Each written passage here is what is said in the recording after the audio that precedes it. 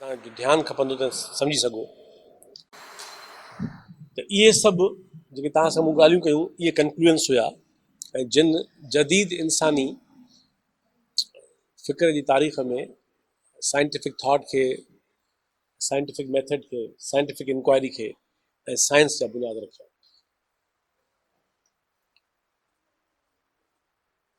Greco Roman तहज़ीब में हिन एपिक्यूरियन थॉट खां पोइ बि काफ़ी ॿिया बि स्कूल्स हुआ, मिसाल जीअं स्टॉइक्स आहिनि ऐं हुननि हिकिड़ो दिलचस्प तजुर्बो करण जी कोशिशि कई जेको तजुर्बो पहिरीं करे चुका हुआ ज़ीनोफ्रेंड्स वारा। उहो त मादियत पसंदी खे ऐं वहतल वजूद खे पाण मिलाइजे, यानी वहतल वजूद जे थॉट खे मैटीरियलिस्टिक थॉट सां मिलाए उन्हनि हिकिड़ो फ्यूजन कयो इंटेलेक्चुअल या फिलोसॉफिकल, ऐं उन्हनि इहा कोशिशि कई।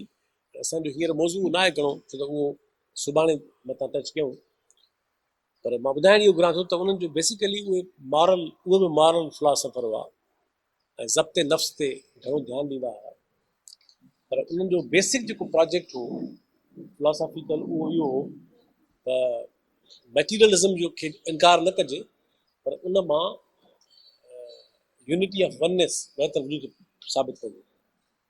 उहा रिवायत हली ऐं उहा काफ़ी रिवायत अॻिते हली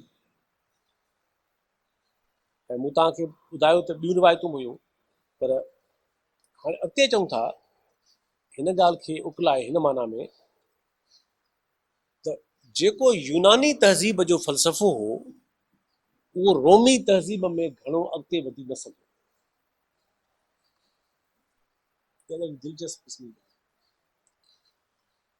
हालांकि हिनखे चइबो आहे ग्रीको रोमन तहज़ीब, ग्रीको रोमन ईरा, पर जे अंदरि ॾिसबुसि त घणो रोमन न आहे, घणो ग्रीको आहे, यूनान जो हिसो। ऐं रोमन खे इन में, हालांकि रोमन वटि फ़लसफ़ी हुआ, मिसाल मार्कस ओरेलियस बेस्ड आहे को ॿिया केतिरा हुआ, पर हिकिड़ी बुनियादी ॻाल्हि सम्झणु खपे तव्हांखे, उहा इहा आहे त रोमन्स खे फ़िक्र में एॾो इंट्रस्ट न हो जेतिरो सियासत में इंट्रस्ट हो। हुननि खे ॻाल्हियुनि में एतिरो इंट्रस्ट न हो जेतिरो उन्हनि खे सेनेट में, कानून में, लॉ में ऐं पॉलिटिकल सिस्टम में, पावर में इंट्रस्ट हो। छाकाणि यूनान जी सोसाइटी जेका आहे उहा त फिलिप अचे हुनखे मिलायो त अदरवाइज़ उहा इंडियन स्टेट्स हूंदी, उन्हनि इंडियन स्टेट्स हूंदी। यूनानियुनि खे वधीक दिलचस्पी फ़िक्र में, फ़िक्र जी इंक्वायरी में, फ़लसफ़े में, साइंस में। रोमन्स खे घणी दिलचस्पी उन सबबु आहे ज़ाहिर आहे, उन सबबु इहो आहे त रोमन्स वटि जेका सियासी तारीख़ आहे उहा घणी रिच ऐं वॾी आहे ग्रीक्स खां वधीक। डिघो ज़मानो रोमन रिपब्लिक रही आहे ऑलमोस्ट 500 साल, ऐं वरी जॾहिं जूलियस सीज़र ईसा अलैहिस्सलाम जी वफ़ात खां थोरो अॻु में ऑलमोस्ट 50 साल ज़मानो, जॾहिं हुन अटेम्प्ट कयो त रोमन रिपब्लिक मां ख़तमु करे रोमन एम्पायर ठाहियो, जंहिंजे करे मारियऊंसि, जंहिंजे करे क़तलु कयोसि, त तूं असांजी रिपब्लिक खे कीअं थो ख़तमु करे सघीं?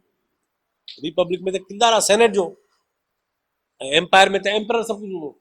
माना तूं असांजो पूरो जेको इदारो आहे रोमन सिस्टम जो, रोमन सेनेट, उनखे बेवस थो करे, उनखे मारे थो। उहा ॿी ॻाल्हि आहे त उहो पाण थी कोन सघियो रोमन एम्परर, पर मारिजी वियो, पर जीअं ई मारिजी वियो ऐं रोमन एम्पायर ठही वियो।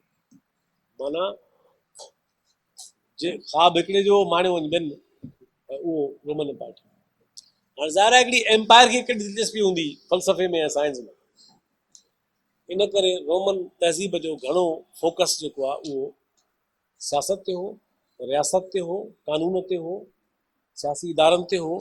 इन करे उन्हनि खे घटि इंट्रस्ट हो फ़लसफ़े सां जेतिरो यूनानियुनि खे हो।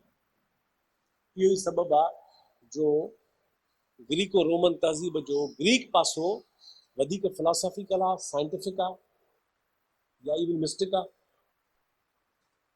ऐं आइडियलिस्टिक आहे, ऐं जेको रोमन पासो आहे उहो घणे भाङे पॉलिटिकल आहे, स्टेट हुड आहे, रियासत आहे, सेनेट आहे, कानून आहे, लॉ आहे, इन खे चइबो आहे मिलाए ग्रीको रोमन तहज़ीब।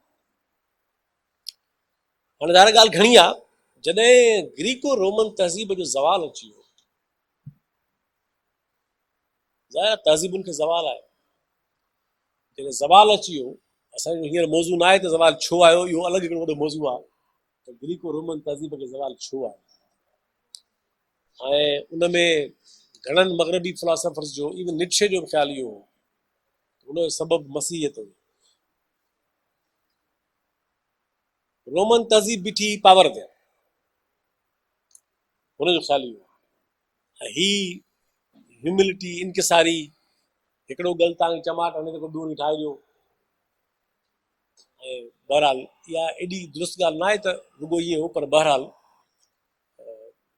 तत कढूं थुले लिखे त ग्रीको रोमन तहज़ीब ईसा अलैहिस्सलाम जे वफ़ात खां पोइ या मारजण खां पोइ ॾाके ॿॾाके तव्हां सम्झो त 300 सालनि जे अंदरि ज़वाल पज़ीर थियो। ऐं अञा वधीक उन तबाही त कॾहिं आई जॾहिं जेको एम्परर हो, जंहिं नाले ते इस्तंबुल शहर आहे, कुस्तनतनिया, उहो एम्परर पाण ईसाई थी वियो। सुभाणे पंहिंजो मौज़ू आहे सेक्युलरिज़म, उन में तफ़सील सां ईंदासीं त इहो कीअं थो सघे ऐं नुक़सान कहिड़ा थिया। सो बहरहाल रियासत ऐं मज़हब जो नेक्सस जुड़ियो ग्रीको रोमन तहज़ीब में, रोमन तहज़ीब हली वई ऑर्थोडॉक्सी में, उन खां छॾाइजी वियो फ़लसफ़ो ऐं सभु, चर्च हावी थी वई। हिकिड़े पासे शहनशाह आहिनि, ॿिए पासे चर्च आहे, सॼे समाज जो रूह सुकाए छॾियो अथनि। इन बारे में इहो जेको 1000 साल दौरु आहे डार्क एजिस जो, इन बारे में तव्हांखे दुनिया में सभई हज़ारे किताब आहिनि, पर कमी न आहे, गूगल पई आहे। पर जेकर तव्हांखे सिंधी में पढ़णो हुजे त मुंहिंजो हिकिड़ो लेक्चर आहे जेको मूं घणो अॻु में पबड़ में अवामी तरीक़े जे दोस्तनि खे ॾिनो हो, अली साहिबु हुयो हुन में मौजूदु हो, हुया तो 2003 या 2 ज़मानो हूंदो, छपियो हो 2005 में। उहो आहे यूरोप में नई सुजाॻी जो दौरु। उहो मूं वटि सॉफ्ट में पियो आहे, किताब ऑनलाइन पियो आहे फ्री में, उन में मौजूदु आहे, तव्हांखे जंहिं खपे उहो पढ़ी सघो। तफ़सील ज़िक्र आहे हुनमें त यूरोप में इहो ऊंदाहो दौरु कीअं आहे। सवली सिंधी में मुख़्तसिर कयूंसि त ऊंदाहो दौरु इन करे आयो जो रियासत आपे शाही थी वई, शहनशाही थी वई, ऐं उनजो गठजोड़ जुड़ी वियो चर्च सां, पादरनि सां, ऐं समाज वियो ग़रक़ थी, इंसान वियो ग़रक़ थी, फ़िक्र वियो ग़रक़ थी, ऐं इहो 1000 साल दौरु पियो हलियो। हाणे मज़े जी ॻाल्हि इहा आहे त हींअर तव्हां मां घणनि दोस्तनि लाइ शायदि नई हुजे, कंहिं लाइ नई न बि हूंदी, जॾहिं ग्रीको रोमन तहज़ीब जो ज़वाल अची वियो ऐं इहो दर बंदि थियो फ़िलहाल वक़्ती तरह, त इंसानी समाज में, पूरी दुनिया में इहा मशाल कहिड़नि माण्हुनि ॿारे रखी, तव्हां हैरान थींदव ॿुधी, उहा मुस्लमाननि ॿारे। रूए ज़मीन ते ॿी का बि तहज़ीब अहिड़ी न हुई, अहिड़ो समाज उन वक़्तु मौजूदु न हो, जेके वरी यूनान जा वारिस थी ऐं यूनानी फ़लसफ़े जा वारिस थी, ऐं उन खे वरी कोशिशि कयूं त इस्लाम सां मिलायूं। इनखे इल्मुल कलाम चइबो आहे। बहरहाल हाणे जेको फ़लसफ़ियाना इदराक हो ऐं जेका इंक्वायरी हुई, जेको शऊर हो, जुस्तजू हुई, उहा ग्रीको रोमन तहज़ीब मां, पर उहा अरबन ते डायरेक्ट न आई, उहा मुस्लमान वटि डायरेक्ट न आई, विच में हिकिड़ी ट्रांज़िशन आहे, विच में हिकिड़ी ट्रांज़िट आहे हिकिड़ी, जितां थींदी पोइ आई आहे, ऐं उहो शहर इलेक्जेंड्रिया आहे। इलेक्जेंड्रिया हिकिड़ो शहर आहे मिस्र जो, मां दुनिया तक़रीबन सॼी घुमी आहे, पर मूंखे अञा बि किन शहरनि खे घुमण जी वॾी हसरत आहे, उनमें हिकिड़ो शहर इहो बि आहे इलेक्जेंड्रिया। अञा मां न वियो, मूंखे ॾाढो शौक़ु आहे, ख़बर न आहे ओड़ो हूंदो न हूंदो ईअं, पर मिड़ई ख़्याल की जी ख़्वाहिश त पूरी कबी ॾिसी। इलेक्जेंड्रिया शहर आहे मिस्र जो, जेको इलेक्जेंडर जे मारिजी वञण खां पोइ हुनजे हिकिड़े जर्नल हुनजी यादि में ठाहियो। पर तारीख़ जो दिलचस्प पासो इहो आहे त जीअं ई ज़वाल अची वियो रोमन ग्रीको तहज़ीब जो, त उन सॼे ख़िते में ऐं आलमी तौर ते इल्म इरफान जो ऐं वापार जो बि फ़िक्र जो मर्कज़ जेको आहे उहो बणिजी वियो एलेक्जेंड्रिया। अञा मां उनखे हीअं वरजायां त एलेक्जेंड्रिया उहो वाहिद मर्कज़ हो उन ज़माने जो, माना पहिरीं सदी ईसवी जी ॻाल्हि थो कयां। यहूदियत बि उते, मसीहियत बि उते, फ़लसफ़ो बि उते, ऐं फ़लसफ़े जूं सभु रिवायतूं त कोन हुयूं, पर जंहिंखे चइबो आहे नओ अफ़लातूनियत। अफ़लातून छा चयो उहा पंहिंजा ॿी रियलिटी आहे, पर हिकिड़नि माण्हुनि सम्झो ईअं त अफ़लातून ई चइबो आहे। उन में मिसाल तौर 3 सदी जो प्लाटिनूस आहे, जंहिंखे उर्दू में सिंधी में चइबो अफ़लातून आहे, अफ़लातिनूस। इन खां अॻु में उन जो उस्तादनि जो उस्तादु जू हो फ्लो रहंदो एलेक्जेंड्रिया में, उहो त ही उहो मर्कज़ हो जिते यहूदियत, मसीहियत, हिंदी फ़लसफ़ो उते आयो, छाकाणि त वापार जो मर्कज़ हो।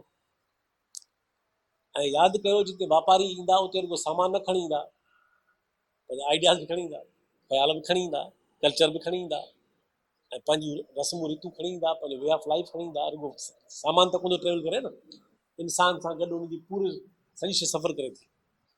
त इन करे एलेक्जेंड्रिया में वेदांत जो फ़लसफ़ो पहुतो, हिंदी वेदांत जेका आहे उहा बि एलेक्जेंड्रिया पहुती। ऐं रोमी तहज़ीब बि उते आई, छो त मिस्र त हुअं ई रोमन एम्पायर जो हिसो हो। मिस्र त हुअं ई जेका आहे उहा सम्झो त जूलियस सीज़र ज़माने में उनजो हिसो हुई, अॻ में रही, पोइ बि रही। इन्हनि सभिनी शयुनि एलेक्जेंड्रिया खे उन ज़माने जो इंसानी तारीख़ जो आलमी मर्कज़ ठाहे छॾियो, इल्म इरफान जो, वापार जो ऐं ख़्याल जो। हाणे एलेक्जेंड्रिया जी वॾी घणी तारीख़ आहे, शायदि सुभाणे बि थोरी ईंदी, पर अॼु जेतिरी आहे मां ओतिरी ॻाल्हि थो कयां। उन में कुझु फिलासफ़र हुआ जंहिंमां ॿ त ख़ासि तौर ते ॾाढा अहम आहिनि।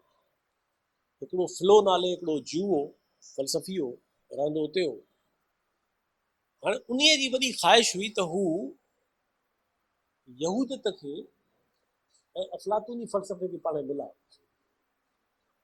ऐं हुनखे वॾी ख़्वाहिश हुई त हू यहूदी फ़िक्र मां साबित करे हुननि खे त इहे जेके अरस्तू हो ऐं जेको अफ़लातून हो ऐं ख़ासि तौर ते प्लेटो, ऐं इहे हालांकि हुननि जो को तालुक़ु न हो यहूदियत सां, फ़िक्र कयो हिन जो प्रोजेक्ट इहो हो, इन फ्यूजन कयो।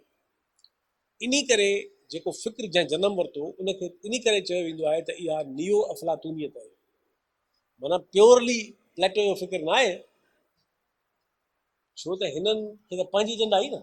एग्ज़ैक्टली मुस्लमाननि इहो कमु कयो, वरी इस्लाम जे माना में, वरी ईसाइनि कमु कयो साॻी तरह ईसाइत जे माना में, ॿुधायो तव्हां।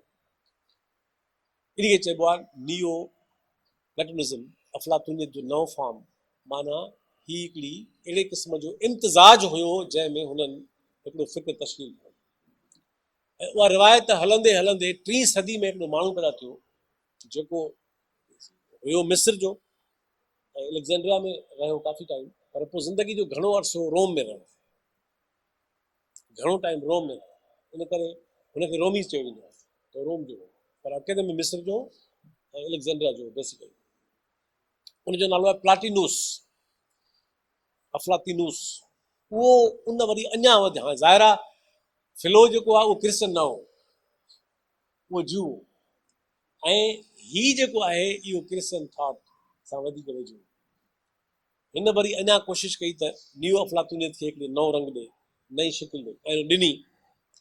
ऐं उहो तव्हांखे ॿुधायां, सुभाणे ॻाल्हाईंदासूं त वहदतल वजूद जे फ़िक्र जो जेके अवाइली बानी में हिकिड़ो बानी इहो आहे, वन ऑफ 4-5 वॾा बानी उन जा तारीख़ में, सुभाणे खणंदासूं। उन में हिकिड़ो वॾो बानी इहो आहे, ऐं 3 सदी ईस्वी। पर हिकिड़ो हुननि कमाल कयो, इहो तारीख़ ॾाढी दिलचस्प आहे, इंसानी फ़िक्र जी तारीख़ ॾाढी इंट्रस्टिंग आहे। इक़बाल चयो आहे न, इधर निकिले उधर डूबे इधर निकिले। इंसान जो ख़्याल जो टुॿियूं ईअं आहिनि, हितां टुॿी ऐं हुतां निकितो वञे, जेको पढ़ंदो उनखे मजमूई तरह वो सम्झी वेंदो त हे ख़्यालु आयो किथां आहे, हे किथां ख़्यालु आयो आहे, ट्रेवल करे कहिड़ी तब्दीलियूं करे किथे पहुतो आहे, उहो सम्झी वेंदो। ऐं तव्हांखे इहे इन क़ाबिल पाण खे बणाइणु खपे जो तव्हां सम्झी वठो त हे ख़्यालु भला मुस्लमान पेश था कनि त इहो असुलु किथां आयो आहे, ईसाइनि जो असुलु किथां आयो आहे, यहूदियुनि जो किथां आयो आहे, हिंदुनि जो किथां आयो आहे, फ़लसफ़े में किथां आयो आहे, अदब में किथां आयो आहे, तव्हां ट्रेस आउट करे सघो त हे ख़्यालु असुल में किथां ओरिजिन छा हुअसि। सो हाणे जेको प्लाटिनूस हो हुन हिकिड़ो ॿियो कमाल जो कमु इहो कयो त हुन न रुॻो पंहिंजो फ़िक्र तरतीब ॾिनो नो अफ़लातूनी, पर हुन तर्जमन करण जी तहरीक हलाई ऐं कोशिशि कई ख़ासि तौर ते अफ़लातून ऐं अरस्तूअ जी। हे मुतासिर न हुया हुननि खां, मूं तव्हांखे ॿुधायो हेसि ताईं हिननि खे हिन में एॾो इंट्रस्ट न हो, छो त हे रूहानी फ़लसफ़ी आहे न, हे मटीरियल्स कोन हो।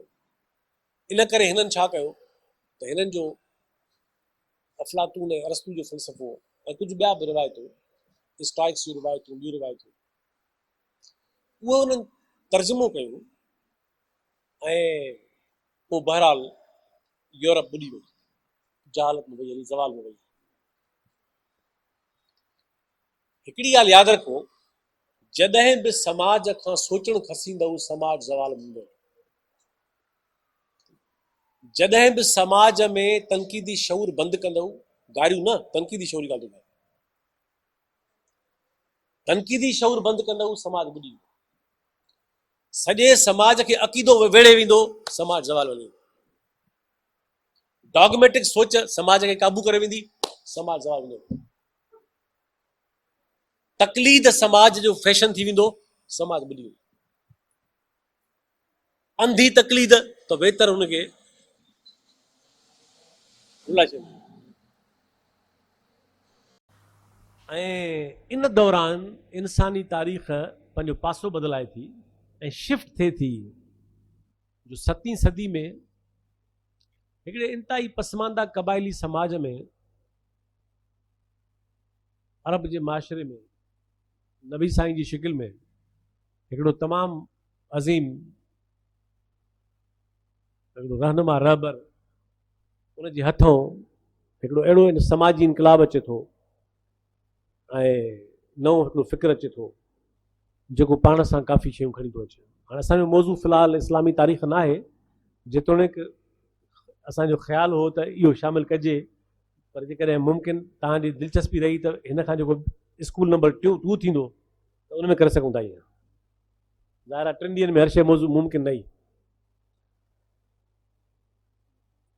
हाणे जॾहिं 7वीं सदी जो इस्लामी इनकलाब अची चुको, अरब इनकलाब अची चुको, ऐं उहो अरब इनकलाब बि हो ऐं इंसानी इनकलाब बि हो, पंहिंजे हालतुनि जे ज़माने हिसाब सां। त ज़ाहिर आहे हिकिड़ो नओं समाज आहे, उनजी नओं पंध आहे। त हीउ जेको कुझु ग्रीको रोमन तहज़ीब मां इल्मु तर्जुमो थी आयो हो, यूरोप में पढ़जणु बंदि थी वियो, यूरोप में तर्जुमो थियणु बंदि थी वियो, यूरोप जे तालीमी इदारनि में बंदि थी वियो, छो त उते पादरी चर्च एतिरो हावी थी वई जो चर्च अकुल इल्म खे लोधे कढियो समाज में।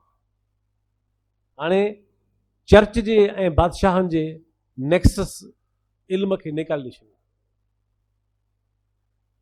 ऐं छा थियो त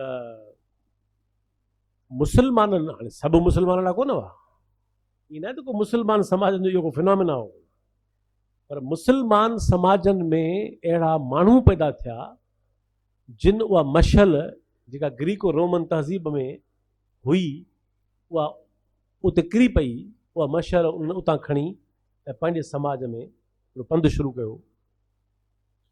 ऐं घणनि वेस्टर्न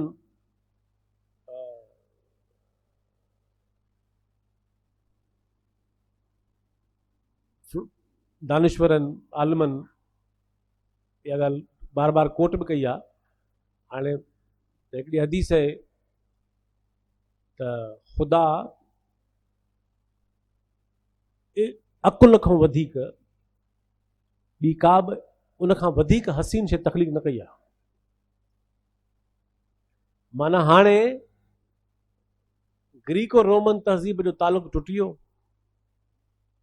ऐं ख़ासि तौर ते रोमन एम्पायर जो, ऐं इहा शिफ्ट थी आयो रुझान मुस्लमाननि जे। 8वीं सदी खां असां ॾिसूं था त इहा रिवायत शुरू थिए थी 9वीं सदी में बाक़ाइदा पंहिंजो हिकिड़ो, ईअं न आहे त को रुॻो जंहिं ज़माने में मुस्लमाननि में अलकिंदी हो, अल राज़ी हो, फाराबी हो, इब्न सीना हो, इब्न तुफ़ैल हो, इब्न माजा हो, इब्न बाजा हो, इब्न रुशद हो। इन जो मतिलबु न आहे त उन ज़माने में जाहिल रहा होते, इहे बि हुआ ऐं इन्हनि जा जानी दुश्मन उन ज़माने जी मुलायत ऐं मलूकियत बि मौजूदु हुई। जिते मुस्लमान समाज में इहो इल्मु शुरू थियो उते जहालत वारी रिवायत बि मौजूदु हुई ऐं मलूकियत मौजूदु हुई जेका बादशाहनि जी। पर हक़ीक़त इहा आहे त मलूकियत ऐं मुलायत जो नबी साईं जे फ़िक्र सां को तालुक़ न हो। नबी साईं जे फ़िक्र सां, उन जे इरफ़ान सां, उन जे ॾाहप सां, उन सां मुलायत ऐं मलूकियत जो अॼु बि को तालुक़ न आहे।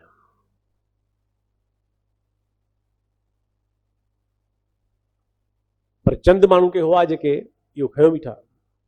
हाणे उन्हनि जे बारे में त मां तव्हांखे चवण ई थो घुरां त हाणे इंसानी तारीख़ में जेका रैशनल इंक्वायरी उहा उन तहज़ीब मां शिफ्ट थी अची वई किथे, शाम में, इराक में, मिस्र में, स्पेन उंदलस में, दमश्क में, इन इलाइक़नि में तव्हांखे इहे माण्हू, ईरान में, इन्हनि सभिनी इलाइक़नि में। हाणे ज़ाहिर कहाणी घणी ॾिघी आहे, मां रुॻो तव्हांखे मिसाल तौरु उन मंझां फ़क़ति 5 मुफ़क्किर या फ़लसफ़ी मिसाल तौरु साम्हूं आणियां थो ऐं उन्हनि जूं बि चंद ॻाल्हियूं जेके रिलेवेंट आहिनि। त उहा रैशनल इंक्वायरी, उहो साइंटिफिक थॉट जेको हाणे उतां ज़वाल में वियो हलियो, माण्हू खे ग़लतफ़हमी हिकिड़ी इहा आहे त सम्झनि था त ग्रीको रोमन तहज़ीब खां विच में विथी अची वई, वरी 16वीं सदी में ऐं 15वीं सदी खां कमु शुरू यूरोप में थी वियो। उहे विसारे था वेहनि त विच वारो अरसो इहो सभु कुझु मुस्लमाननि वटि हो। विच वारो इहो पूरो ज़मानो, इहा इंक्वायरी, इहा इल्म जी मशल इहा मुस्लमाननि ॾे हुई। इन करे इल्म जो जेको ग्राफ कढिबो त उहो ग्रीको रोमन तहज़ीब खां थींदो ऐं मिस्र खां थींदो, अलेक्जेंड्रिया खां थींदो, उहो अरब हिजाज़ में, इराक में, बगदाद में, ईरान में ऐं इन्हनि सभिनी इलाइक़नि मां थींदो, इते ज़िंदह रहियो। हा, पोइ वरी जॾहिं उते तबाह बर्बाद थी वियो त वरी इतां खिसकी वरी यूरोप हलियो वियो। दॻु इहो ई आहे। इन करे जेकॾहिं तव्हां 500 साल कढी छॾींदव इहे, जॾहिं यूरोप में इल्मु न हो त इहा ज़्यादती थींदी हुन तहज़ीब सां बि, उन्हनि माण्हुनि सां बि, पंहिंजो पाण सां बि ऐं इल्म जी उन सफ़र सां बि। त इन करे यादि रखो त ईअं न आहे त को ग्रीको रोमन तहज़ीब खां पोइ इल्मु बीजी वियो हो ऐं हा बीजी यूरोप में वियो हो, मग़रिब में बीजी वियो, वरी उते 15वीं सदी खां हुन ॿीहर कर खयो। विच वारो सॼो अरसो जेको आहे माना 9वीं सदी, 10वीं सदी, 11वीं सदी, 12वीं सदी, 13वीं सदी जो अधु ऐं 8वीं जी आख़िर बि मिलाए वियुसि। इहे 400-450 साल, 500 साल जो ज़मानो आहे जेको साइंस ऐं फ़लसफ़े ते मुस्लमाननि जो जी वॾी गहरो उहो हथ में उन्हनि जो हो, ॿियो किथे बि न हो, न हिंदुस्तान में हो, न चीन में हो, न कंहिं ॿिए मुल्क में हो, ॿिए ख़िते में हो, इते ई हो मुस्लमाननि। सो उन्हनि जी मां चंद ॻाल्हि करणु चाहियां थो त तव्हां सां, छो त हीअ जेका आम तरह यूरोसेंट्रिक जेका तारीख़ आहे कॉलोनियल दौर जी जेका तारीख़ लिखियल आहे थॉट जी उहा वॾी डिस्टॉर्टेड आहे। कॉलोनियल दौर जो इल्मु ॿीहर डिज़ाइन करणु खपे।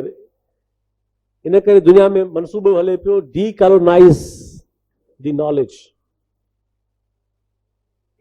कॉलोनियल ईरा सम्झायो त मुस्लमान सॼी उमिरि जाहिल आहे ऐं हमेशह जाहिल रहंदा। इन करे असांजो अचणु ज़रूरी आहे उते। एशियाई हमेशह अहिड़ा हुआ, ईअं न हो।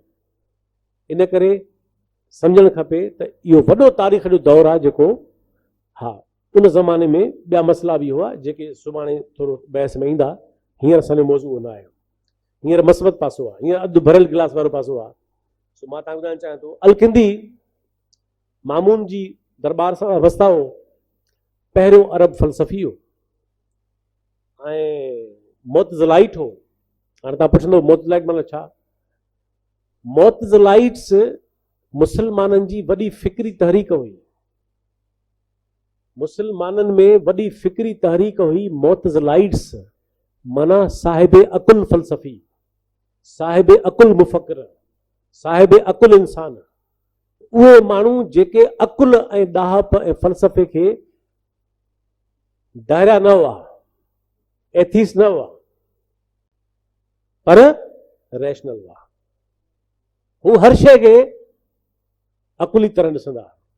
पोइ दुकान हूंदा, पोइ के सही आहियूं के ग़लति आहियूं, इंसान आहे, पर हुआ रैशनल। इन करे मोतज़लाइट्स मुसलमाननि जी वॾी इल्मी ऐं फ़िक्री तारीख़, ईअं अख़वान सफ़ा जी तारीख़ आहे जेका सीक्रेट मूवमेंट हुई मुसलमाननि जी। सीक्रेट मूवमेंट, तव्हां कैन यू बिलीव इट? छो त उहो जाहिल मुलायत ऐं जेका मलूकियत हुई उहा कमु न करणु ॾींदी माण्हू, त उहो सीक्रेट मूवमेंट हलाईंदा। इनसाइक्लोपैडिक मूवमेंट हुई। मुसलमाननि जो इहो हाल 13वीं सदी खां पोइ थियो आहे घणे भाङे, न त इनसाइक्लोपैडिक मूवमेंट उन वटि हुई अख़वान सफ़ा। पोइ जॾहिं अल अशरी आशराइट्स अची विया जेको पाण मोज़लाइट हो ऐं फिरी वियो बाद में, ऐं पोइ मज़हबी तंग नज़री सुभाणे मौज़ू आहे असांजो, सुभाणे मौज़ू आहे। सो मोज़लाइट्स, त हीउ जेको अलकिंदी हो इहो अकुली हो, फ़लसफ़ी हो, पहिरियों अरब फ़लसफ़ी हो, मोज़लाइट हो ऐं पक्को मज़हबी हो। कचो मचो न, नह खां चोटीअ ताईं पक्को मज़हबी हो।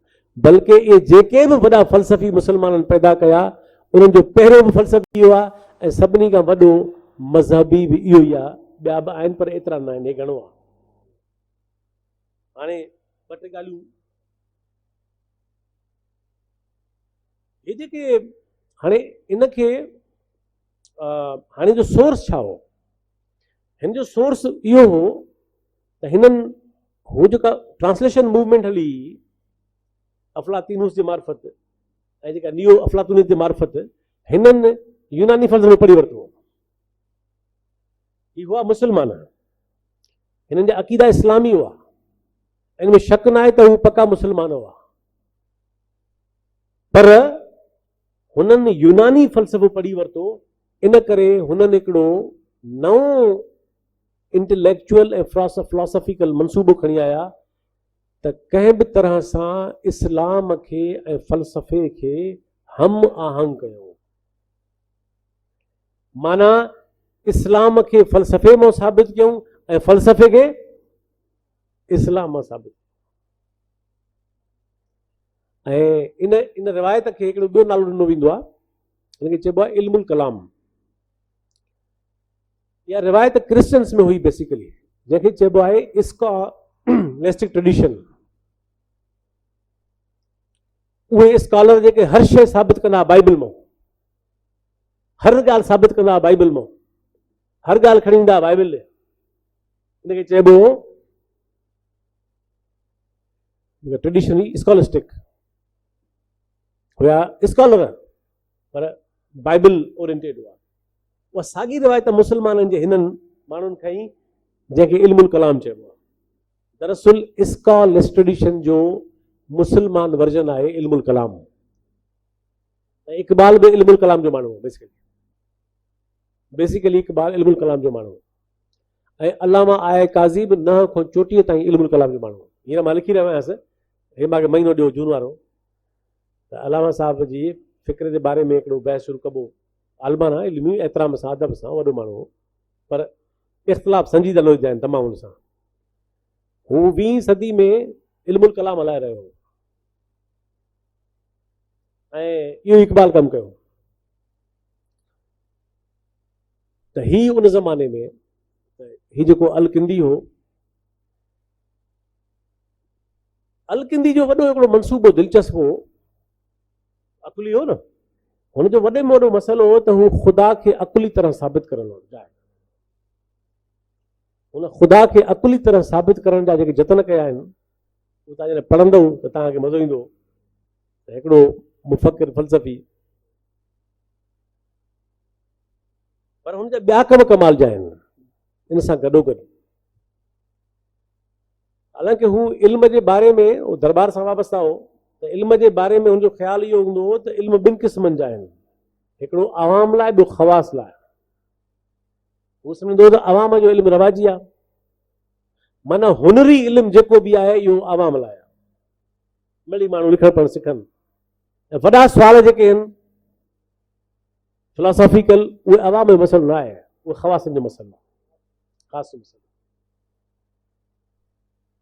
पर हिकिड़ी हुनजी ॻाल्हि कमाल जी आहे, मूंखे उन में वधीक इंट्रस्ट आहे हींअर। हू चए पियो त आलिम जो कमु इल्म जी तख़लीक़ है, इल्म जी तरवीज है ऐं इल्म जी तकमील है।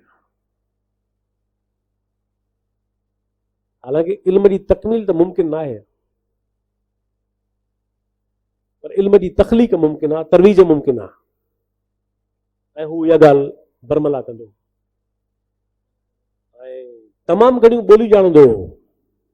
इन करे मामून हुनखे पंहिंजी ट्रांसलेशन मूवमेंट जो इंचार्ज कयो। तव्हांखे ख़बर हूंदी त अल मामून जेको हारून जो पुटु हो ऐं जेको ईरान में पढ़ियो हो ऐं ॾाढे पोटी मां कोन हो हारून रशीद खे, ज़ुबैदा जो पुटु न हो। ज़ुबैदा वॾी मशहूरु रही आहे माई हारून रशीद जी घरवारी, जंहिं वाह खोटायो बगदाद खां यको पाणी जी सप्लाई जो मदीने ताईं। उनखे ज़ुबैदा जो वॾो दबदबो रहियो आहे मुस्लिम स्टीम ज़माने में। हीउ हुनजो पुटु न हो, हीउ बानी जो पुटु हो, हीउ हारून रशीद जो पंहिंजी बानी में पुटु हो ऐं ईरान में पढ़ियो हो। हिनखे इजाज़त न हुई महिल में रहण जी। पोइ मामून ईरान में फ़लसफ़ो पढ़ियो, रियाज़ी पढ़ियो, मंतिक पढ़ियो, फ़लसफ़ो पढ़ियो, मज़हब पढ़ियो, सभु शयूं पढ़ियो। पोइ भाउ सां वेड़ थियसि, भाउ मारिजी वियुसि, पोइ ख़लीफ़ो थी वियो, पर हुयो त पढ़ियो लिखियो ऐं पाण मुतलाइट हो। हीउ जेको अलकिंदी हो, इनखे एतिरियूं घणियूं ॿोलियूं ईंदियूं हुयूं जो हुन अलकिंदी खे, ऐं तव्हांखे ख़बर आहे त अल मामून इदारो खोलियो हो बैतुल हिकमत बगदाद में, ॾाहप जो घरु। हिकिड़ो किताबु आहे, तव्हांखे ज़रूरु, घणेई किताब आहिनि, पर हिकिड़ो किताबु तव्हांखे सजेस्ट करणु चाहियां थो। उहो किताबु अल ख़लीली जो आहे। अल ख़लीली जो किताबु आहे बैतुल हिकमत, हाउस ऑफ विज़डम। छो त अल ख़लीली हाणे रहंदो हींअर फ्रांस में आहे ऐं अल ख़लीली जो ॾाढो कमाल जो कमु आहे। सो उन में तफ़सील ॾिना आहिनि, घणनि ॾींदा आहिनि, बर्नार्ड ल्यूस ॿियनि घणनि आहिनि। त हीउ जेको अलकिंदी हो उनजो इंचार्ज हो। माना तव्हां सोचो त अल मामून इंसानी तारीख़ जो अजीब हुक्मरान हो, जेको काहूं करण जे बजाए वफ़द मोकिलींदो हो त तव्हांखे किताब आहिनि त असांखे ॾियो। पोइ हुन रूए ज़मीन तां किताब गॾु कराया, वफ़द मोकिले, ऐं उहो बैतुल हिकमत में ट्रांसलेशन मूवमेंट शुरू कराई, तर्जुमनि जी तहरीक, अरबन वटि तॾहिं इल्मु आयो। ऐं उन सॼी ट्रांसलेशन मूवमेंट जो बानी बि, माना जेको बानीकार हो उहो अलकिंदी हो। पर वरी इहो बि ॿुधो, ॻाल्हि पूरी कयूं त अलकिंदी खे एतिरो मज़हबी हुअण जे बावजूदि बि उन ज़माने जे काज़िन, तंग नज़र काज़िन सज़ा ॾिनी त ही वरी किथां आयो आहे आसमान मां लही, जेको वरी फ़लसफ़े खे इस्लाम खां मोतबर सम्झे थो, या इस्लाम खां वधीक न पर इस्लाम जे बराबरि सम्झे थो, या मज़हब सां गॾु बीहारे हुनखे। पोइ तव्हांखे ख़बर हूंदी त अलकिंदी जहिड़े बुज़ुर्ग माण्हू खे 62 सालनि जी उमिरि में शहर जे चौक ते 50 कोड़ा हयूं। हे रुगो अॼुकल्ह थोरी मुस्लमान समाजनि में जाल त पई हले, तॾहिं बि एतिरी सख़्त हुई। सुभाणींदासूं ॻाल्हि, अलकिंदी खे 50 कोड़ा हयूं। उकलायूं तकिड़ो ॻाल्हि खे। ॿियो वॾो माण्हू, हाणे मां तव्हांखे फ़िलहालु चयो त माण्हू घणा आहिनि, पर मूं तव्हांखे सिर्फ़ु 5 माण्हुनि जो मिसाल ॾियणु चाहियां, पर इन्हनि 5 में मुंहिंजो फेवरेट इहो माण्हू आहे। इहा बि ॻाल्हि कंदो हलां तव्हांखे मथां शौक़ ते, त जीअं मूं तव्हांखे चयो त डेमोक्रेटस ऐं एपिक्यूरस मुंहिंजा फेवरेट आहिनि ग्रीक फिलॉसफी में। मुस्लिम या अरब फ़लसफ़िन में, मुस्लिम अरब त न, अल राज़ी अरब कोन हो, ईरानी हो, ऐं ज़करिया उल राज़ी, ज़करिया उल राज़ी मैथमेटिशियन हो, ॻाल्हि बोल रखे मैथमेटिशियन हो, तिब जो वॾे में वॾो माहिर हो, हकीम हो, फ़लसफ़ी हो, नक़ाद हो, साइंटिस्ट हो, कीमियादान हो, फलकियात जो माहिर हो। हुनजे बारे में चयो वेंदो आहे त जाबिर बिन हयान खां पोइ मुस्लमाननि हिन खां वॾो को पैदा न कयो कीमियादान। अल राज़ी हिननि सभिनी मुस्लिम फिलॉसफर्स में वधीक क्रिटिकल थिंकर हो, वधीक ॾुखियो हो, ॾिंगो बि हो, ऐं मज़हबी हो, पर एॾो पको मज़हबी कोन हो। हुन मज़हब जे बेसिक बिलीव्स खे चैलेंज कयो आहे फिलॉसफिकली। उहा ॿी ॻाल्हि आहे त हुनखे सज़ा ॾिनऊं, ऐं जेको किताबु पंहिंजो लिखियो हुई एॾो थुलो, सज़ा ॾिनी काज़िन त हिनखे शहर जे चौराहे ते मथे में एतिरा भेरा हणो जो हे छीयूं छीयूं थी वञे, ऐं एतिरो हुनखे मारियऊं जो हो अंधो थी वियो, ऐं बाक़ी हयाती हुन अंधे तौरु गुज़ारी आहे। ज़करिया उल राज़ी, ज़करिया उल राज़ी में 2-3 शयूं मुनफरद हुयूं। जीअं अलकिंदी इल्मुल कलाम जो साहिब हो, त राज़ी इल्मुल कलाम जे ख़िलाफ़ हो। राज़ी खे इन में इंट्रेस्ट कोन हो त को मज़हब खे ऐं फिलॉसफी खे पाण मिलाइजे न। ज़करिया उल राज़ी तव्हां चई सघो था त 30% मज़हबी हुयो, त 70% वधीक फिलॉसफिकल ऐं साइंटिफिक। ऐं अवामी माण्हू बि हो। अलकिंदी जो ख़्यालु हो त आला तालीम अमीर तबिके लाइ थींदी आहे या ख़ासि तबिके लाइ थींदी आहे, ऐं हीउ सम्झंदो हो त हे सभिनी सां वेठो हूंदो, हीउ वधीक अवामी हो, इन करे अवाम में वधीक मक़बूल बि हो।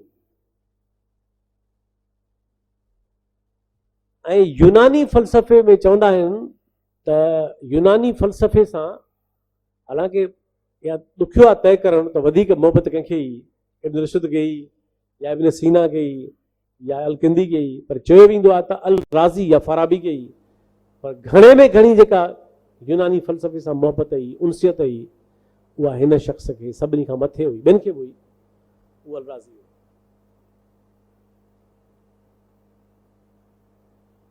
जेको ग्रीक थॉट तव्हांखे मूं सवेरे तफ़सील सां ॿुधायो त छा हीअ काइनात तख़लीक़ कई वई आहे, या हीअ काइनात अदम खां वजूद में आई आहे, नथिंगनेस मां आई आहे, एम्प्टीनेस मां आई आहे, या हीअ काइनात हमेशह खां मौजूदु हुई ऐं हमेशह मौजूदु रहंदी। इहो ग्रीक तव्हांखे मां ॿुधाए चुको आहियां तफ़सील सां। मुस्लमान जेके बि फ़लसफ़ी आहिनि उन्हनि में हीउ वाहिद माण्हू आहे जेको इन ख़्याल जो आहे त this universe can not be created. तॾहिं त मथे में किताब अंधो थी वियो। ॿिए कंहिंजी हिमत न अहिड़ी, ॿियनि बि कया आहिनि, इब्न रुशद कई आहे, ॿियनि कया आहिनि, पर ही तमामु रेडिकल हो।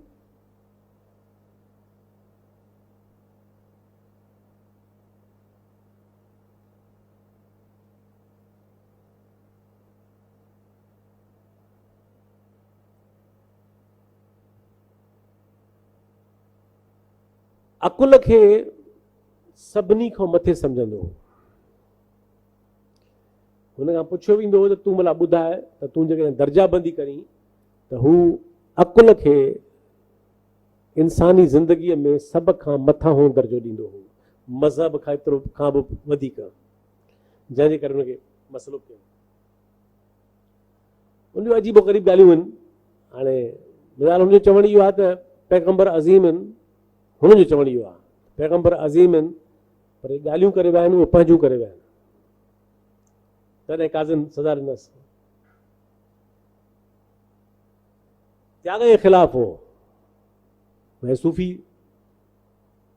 त्याग कयो, संत त्याग कयो, सेंट हूंदा क्रिश्चियन समाज में, त्यागो दुनिया खे फिरी कयो। ही सेक्युलर हो प्रॉपरली, चवंदो दुनिया खे त्यागणु ग़लति आहे, दुनिया खे ठीकु करणु ज़रूरी आहे। इहो अल-राज़ी हो। ऐं फितरत जा 4 अंसर न आहिनि, इहो हिन अचे, यानी जेको ग्रीको थॉट हुयो त बाबा ही 4 रुगो न आहिनि, हे असल में कीमियादान हो न, इन करे हिन जो इहो ख़्याल बि हो। ऐं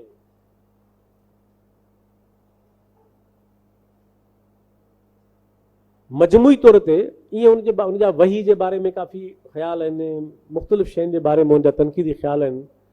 बहरहाल हाणे सही ऐं ग़लति जो तयन पाण कोन था कयूं वेही थिए त कहिड़ी ॻाल्हि में सही हो, कहिड़ी ॻाल्हि में ग़लति हो, पर इहो ज़रूरु आहे त यूनानी फ़लसफ़े खे जे छॾियल सुवालनि खे इन मथी सतह ते खणी वञण वारनि में ज़करिया अल-राज़ी जो, तव्हांखे मां हिकिड़ो मिसाल ॾियां हुनजो, तव्हां हुनजी अज़मत जो इनमा अंदाज़ो लॻायो रुगो। ज़करिया अल-राज़ी जॾहिं मरणी हालत में हो ऐं मैथमेटिशियन बि हो, जॾहिं हू सफ़ा चवनि था त पंहिंजे आख़िरी हालतुनि में हो, त हिनजो हिकिड़ो दोस्त जेको रियाज़ीदान हो, उहो हिनखे पुछणु आयो, ॾिसणु आयो त ज़करिया अल-राज़ी एॾो अज़ीम हकीम आहे ऐं मैथमेटिशियन आहे, फ़लसफ़ी आहे, त किताबनि में लिखियलु आहे त हुनजी बायोग्राफी में लिखियलु आहे त हुन ताक़त न ई जो हू उथी वेही हुन सां ॻाल्हाए सघे, त वेठ सुते सुते हुन खां पुछई। हाणे हुनखे पुछणु आयो आहे तबियत, हे मरे वियो। ज़करिया अल-राज़ी चयसि, इशारे में चयईसि, हो थ्योरम हल कई।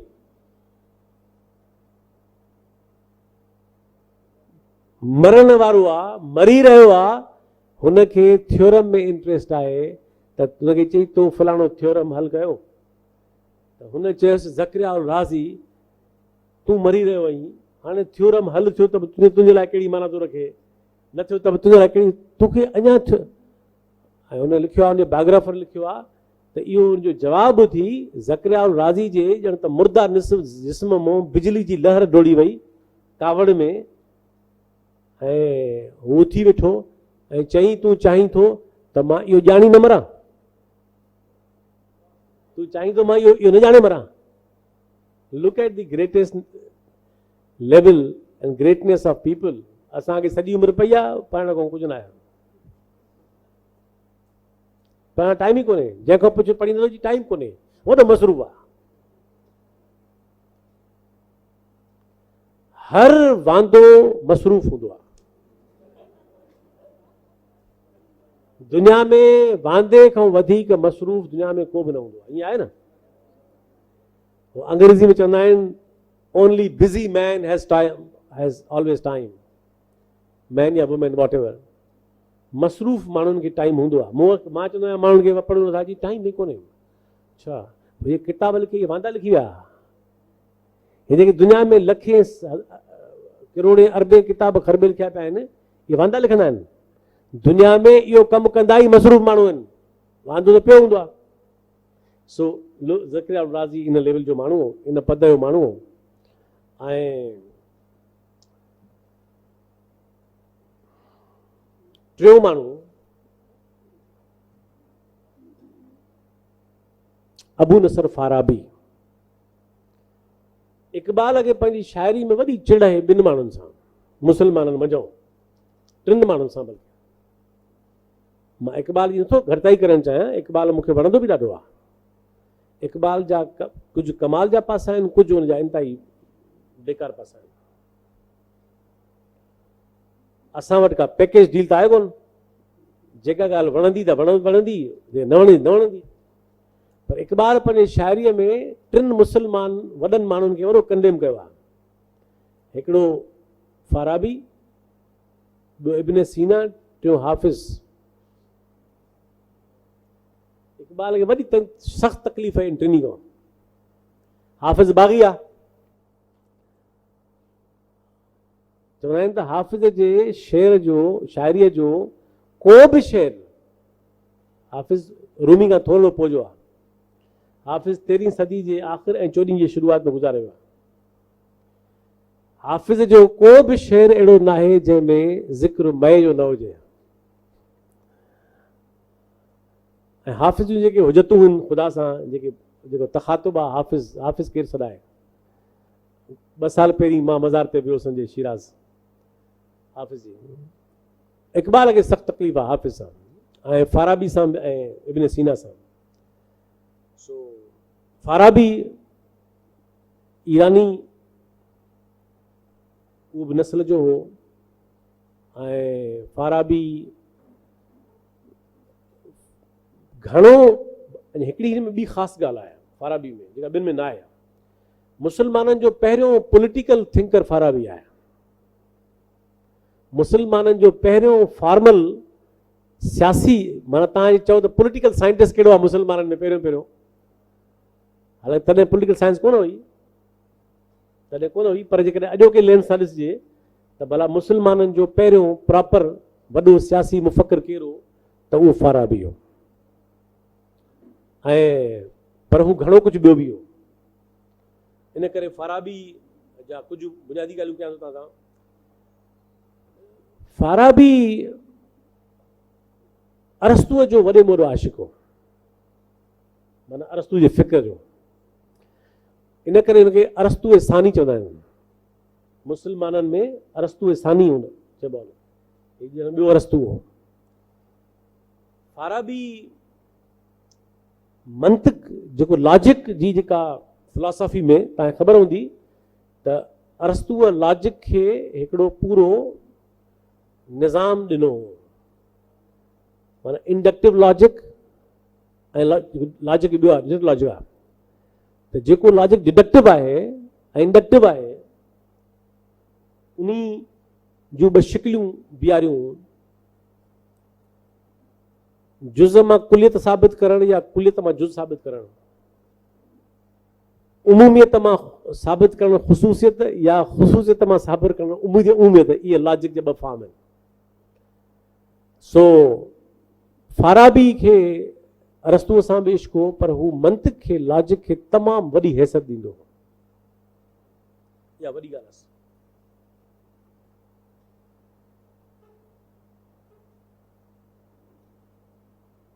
फ़ाराबी साॻियो कमु कयो, जेको थोरे फ़र्क़ सां, जेको अलकिंदी ऐं ॿियनि कयो, त मज़हब खे ऐं फ़लसफ़े खे हम आहंग कजे। ऐं जेको यूनान में जेको काइनाती, जंहिंखे नूस चयो वियो हो, काइनाती अक़ल कुल, काइनात में हिकिड़ो इज्तिमाही शऊर आहे। फ़ाराबी बि उनखे अक़ल अवल चवे थो। फ़ाराबी ख़ुदा खे अक़ल अवल चवे थो। हाणे हिसाबु लॻायो, हिकिड़ी दिलचस्प ॻाल्हि, त हे एॾा रैशनलिस्ट हुआ, अकुली हुआ, जो हिननि ख़ुदा जो इनकार त कोन पिया कयो। ख़ुदा बि त बिलीव कंदा हुआ ऐं ज़ाहिर हुननि खे हक़ हो, पर ख़ुदा खे बि कोशिशि कंदा हुआ त अकुल सां कंहिं न कंहिं तरीक़े सां ॻंढियूं। यानी हुननि जी रैशनैलिटी जेका हुई, उहा कंहिं न कंहिं तरह ख़ुदा जे तसवर खे, उहा हालांकि मज़हब में ख़ुदा जो तसवर ॿियो आहे। ख़ुदा काइनात जो ख़ालिक़ आहे, काइनात जो मालिक आहे, काइनात जो बादशाह आहे, काइनात खे तख़लीक़ कयो अथई, काइनात खे ख़तमु करे छॾींदो। असांजी सभिनी हयातियुनि ते हुनजो अख़्तियार आहे, हिन सॼे काइनात ते हुनजो अख़्तियार आहे ऐं जबरो अख़्तियार आहे। पर ही रैशनल फिलॉसफर थिंकर छा कंदा हुआ, त कोशिशि कंदा हुआ त ख़ुदा खे मञूं था त उनखे बि कंहिं तरीक़े सां रैशनलाइज़ कयूं। यानी ख़ुदा जे कंसेप्ट खे बि रैशनलाइज़ करणु, उन में फ़ाराबी जो बि तमामु। ऐं वॾी ॻाल्हि त आख़िरी ज़माने में सूफ़ी बि थी वियो फ़ाराबी। ऐं हूअ बि वजूदी बहरान पसो पेश माण्हू खे तसव्वुफ़ ॾे वठी वेंदो आहे। एग्ज़िस्टेंशियल क्राइसिस माण्हू खे वठी वेंदो आहे एनेक्सिम जे दाख़िलियत तां। ही बि वियो हुन में। ऐं ॿ ॻाल्हियूं अहिड़े कमाल जे मुफ़क़र ऐं फ़लसफ़ी जो मौत ॾाढो अफ़सोसनाक थियो। चोरनि सां कंहिं जाइ ते चोरनि अचे वरायसि फिरियोसि पे उन चिकताण में फाराबी मारिजी वियो। उहा ॿी ॻाल्हि आहे त पोइ एतिरी दाह थी फाराबी हो जो उन्हनि धाड़ियल चोरनि खे हुनजे क़बर जे मथां फांसी ॾिनी हो। मरी वियो पर फाराबीअ क़बर जे मथां हुक टंगे उनखे फांसी ॾिनी हो। हाणे को फ़र्क़ु कोन थो पए, फाराबी त मरी वियो। आख़िरी ॻाल्हि करणु चाहियां थो हिनजी त फाराबी जो ही चवणु कमाल आहे। फाराबी चयो त इंसान हिकिड़ो हैवान आहे पर पंहिंजी इंसानी तकमील इल्म सां करे सघे थो। यानी इंसान हिकिड़ो एनिमल आहे पर इंसान पंहिंजी इंसानी तकमील भला इहो बि चई पियो सघियो त ईमान सां करे सघे थो। He could have said this. ऐं पर हू फ़लसफ़ी हो, हुन चयो त इंसान पंहिंजी इंसानपण जी तकमील जेका आहे उहा इल्म सां करे सघे थो। ॿ फ़लसफ़ी ॿिया आहिनि, पोइ हिन ॻाल्हि खे पूरो था कयूं। ऐं उन में हिकिड़ो आहे इब्न सीना, जंहिंखे यूरोपी मूंखे पाणी थोरो ॾियो, जंहिंखे यूरोपियन हिस्ट्री में चइबो आहे अवेसीना। ऐं तव्हांखे ख़बर आहे त इब्न सीना जी तिब तमामु घणो ज़मानो कैम्ब्रिज में ऐं यूरोप यूनिवर्सिटी में पढ़ाई वेंदी रही। वेंदे 19वीं सदी ताईं या 18वीं सदी ताईं बि इब्न सीना जो धाको हुयो, उहो पढ़ायो वेंदो अवेसीना। ऐं चवंदा आहिनि त दुनिया में 2 माण्हू वरी अहिड़ा न ईंदा, हिकिड़ो अरस्तू ऐं इब्न सीना। मतलब माण्हू जी मोहबत जा एक्सप्रेशन आहिनि। इहा ॻाल्हि थी इब्न सीना इहो। इब्न सीना बि बेसिकली ईरानी नस्ल जो हो ऐं आज़रबाईजानी हो। ऐं तंहिं ज़माने में आज़रबाईजान ईरान जो हिसो हो। ऐं मोज़ला हो, हीउ बि मोज़लाइट हो, हीउ बि अकुली मुफ़क्किर हो। ऐं हिन जा बि सभु शोबा साॻिया हुआ। मूं तव्हांखे ॿुधायो फलकियात, रियाज़ी, तिब ऐं कीमिया ऐं साइंस। वॾो दिलचस्प ॻाल्हि आहे त शराब रोज़ पीअंदो हो। कंहिं शिकायत कई दरबार में काज़ी वटि त हे जेको तव्हांजो हेॾो शाही तबीब आहे ऐं वॾो फ़लसफ़ी आहे, रोज़ शराब पीअंदो आहे। हुन घुरायूं सफ़ाई ॿुधो कहिड़ी पेश कयईं। चई मां कीमियादान आहियां, जेसीं चखींदुसि न त कीअं ख़बर पवंदी मूंखे। मां हिकिड़ो कीमियादान आहियां, तबीब आहियां, जेका दवा ठाहींदुसि चखींदुसि त पाण न पहिरीं। तव्हांजे ख़्याल बिना चखणे माण्हू खे पीआरे ॾियां, हुनजे बाद ठीकु आहे तूं पी वञे। सो हे वाहिद माण्हू हो जंहिंखे छूट मिलियल हुई पी वञे। ऐं तमामु वॾो माण्हू, किताबनि ते पाबंदी लॻसि बाद में।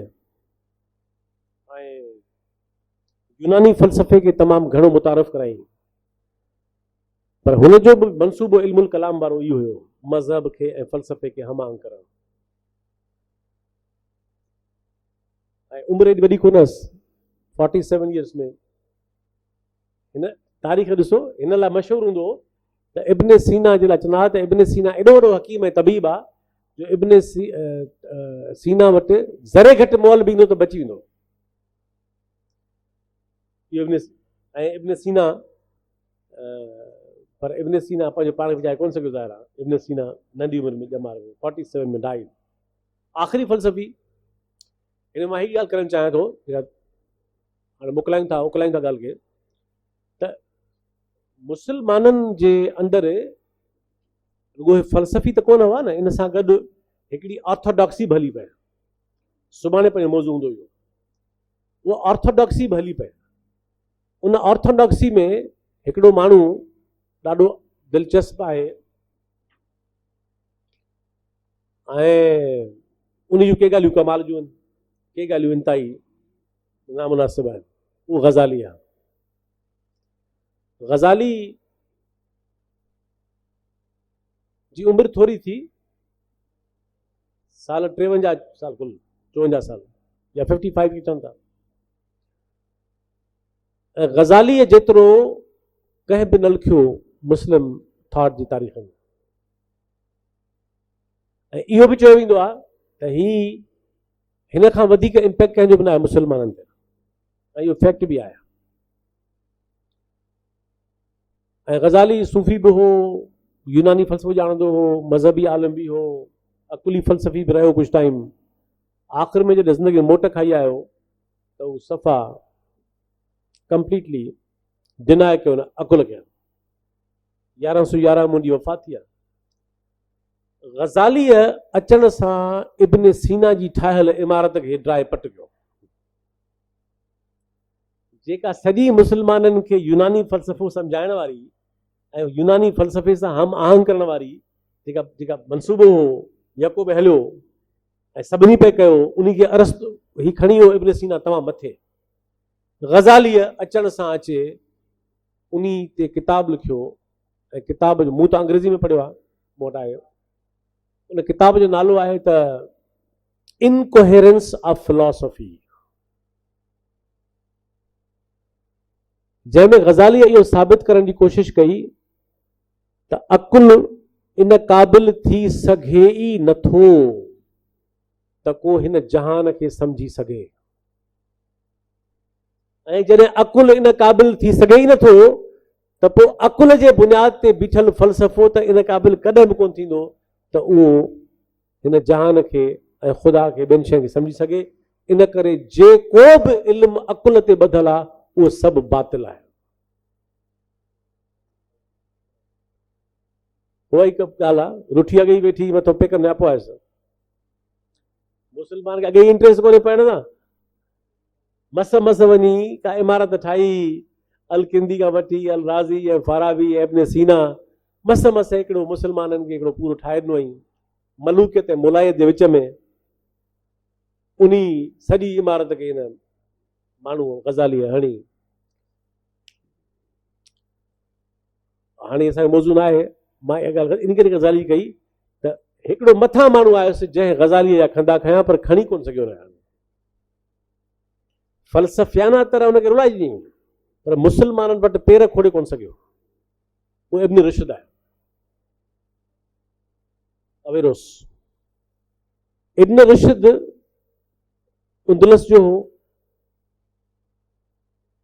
ऐं उंदुलस जो काज़ी बि हो, फ़लसफ़ी बि हो। ऐं इब्न रुशद मालिकी फ़िक्र मां हो, छो त उंदुलस में जेके विया उमवी उहे इमाम मालिक जा पोइ लॻवा। उमविन जो जेको ऑफिशियल सरकारी मुफ़्ती हो या जेको मज़हबी आलिम हो उहो इमाम मालिक हो। 4 वॾा फ़क़ीह आहिनि, इमाम मालिक आहे, अबू हनीफ़ो आहे ईरानी हो, ऐं शाफ़ई आहे, मालिकी आहे, पंहिंजो हनफी आहे, पंहिंजो हम्बली आहे, इमाम हम्बल आहे।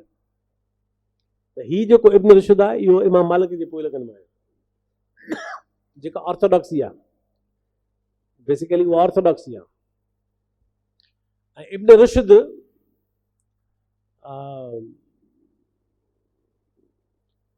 तमामु वॾो फ़लसफ़ी हो। हीउ जेको इब्न अरबी आहे, सूफ़ियुनि जो वॾो नज़रदान, इहो इन जो पीउ दोस्त हो इब्न रुशद जो।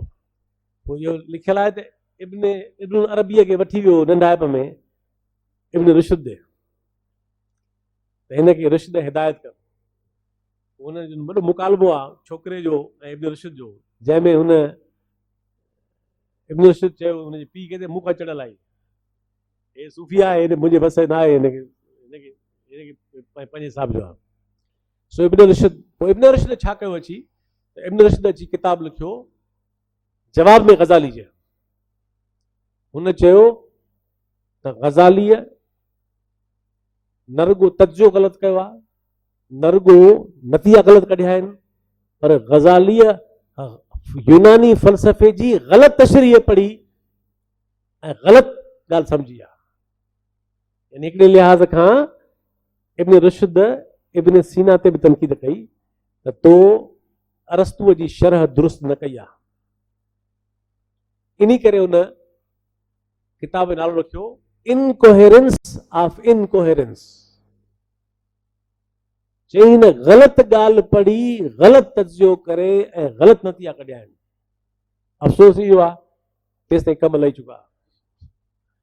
ऐं मुसलमान समाज मतिलबु बगदाद में वियो हलियो 1258 में तातारी अची विया, उहो ज़वाल अची वियो ऐं मुसलमान हवाले थी विया तातारनि जा। त इन करे हा मां ॿुधायां थो, हाणे जेको निज़ामुद्दीन तूसी, मावरदी ऐं इब्न तकतकी, इहे वॾा फ़लसफ़ी आहिनि। इहे फ़लसफ़ी न आहिनि, इहे पॉलिटिकल माण्हू आहिनि। इहो असांजो हिते मौज़ूदु ईंदो, छो त इहे जेके माण्हू आहिनि फाराबी तौर में शामिल आहे।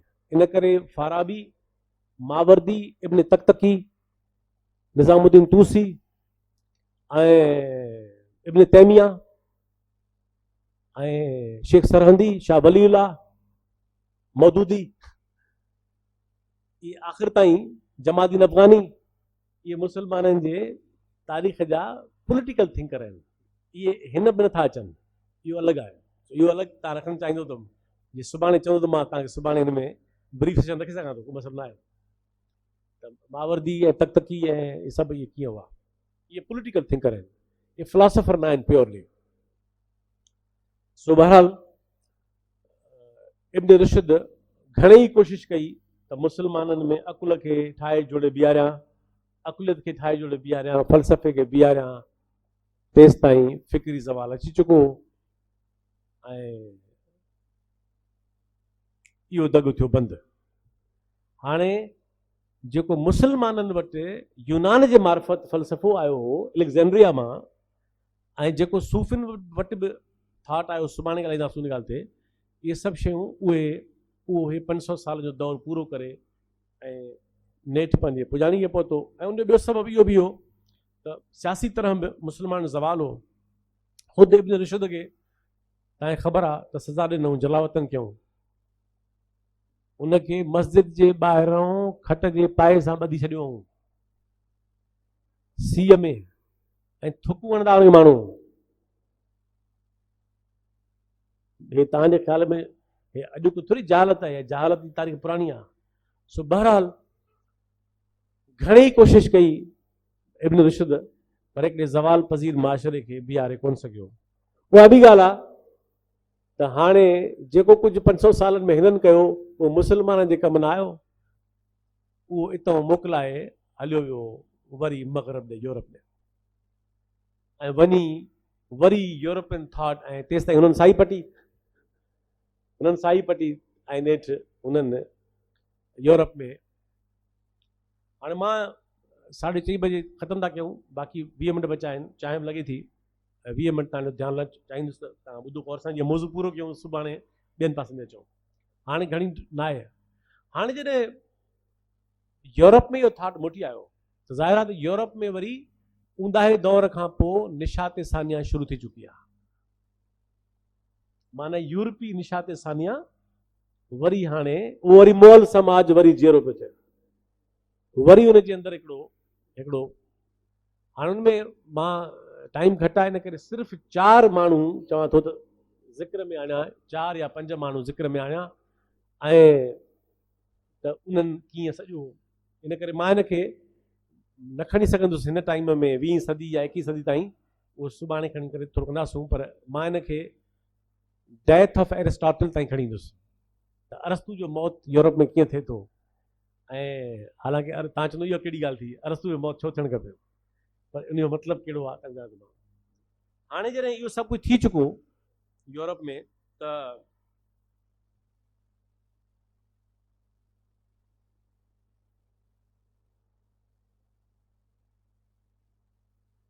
यूरोप में नई सुजागी जो दौर तव्हां सम्झो त शुरू थी वियो हो 15वीं सदी खां, 14 खां शुरू थी वियो, पर बहरहाल 15वीं सदी। ऐं हाणे ॻाल्हि खुटाइणी, ऐं मां तो तव्हांखे तुज़ ॻाल्हियूं कयां, कंक्लूजन्स। हे जेको सॼो जेको 1000 साल 800 साल तारीख़ दौर हो, माना कहिड़ो दौर, 3 सदी ईस्वी खां शुरू थियल ऐं 14 ताईं हलियल, माना ऑलमोस्ट मिलीनियम, उन खां वधीक। इहो 1000 साल ऊंदाहो दौर सॼे मुआशरे खे चर्च वकोड़े वई।